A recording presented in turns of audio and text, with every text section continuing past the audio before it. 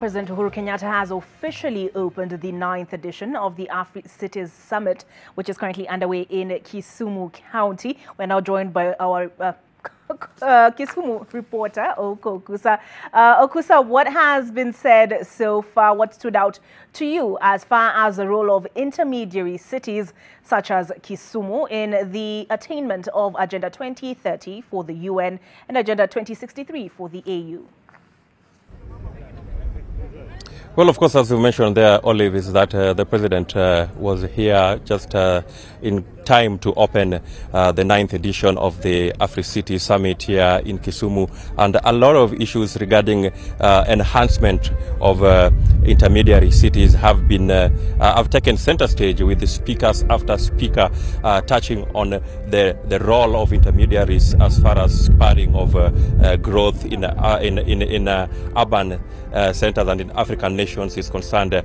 We have the AU, that is Africa Union Chairperson Musa Faki, touching on this matter, and again the Secretary General of the United Cities and Local Government of Africa, that is Jean-Pierre Mbasi, also touching on that particular agenda. Of course, all of them underscoring the need for scaling up of intermediary cities as the next frontier of development in Africa. And of course, this has also been spoken to by the representative of the United Nations, that is Maimuna Sharif. Also gracing this occasion is the AU Special Envoy on Infrastructure, that is former Prime Minister Raila Odinga, who also underscored the need for what is termed as the establishment of an infrastructural fund by Africa nations to enhance or to spur growth in that particular sector of infrastructure development.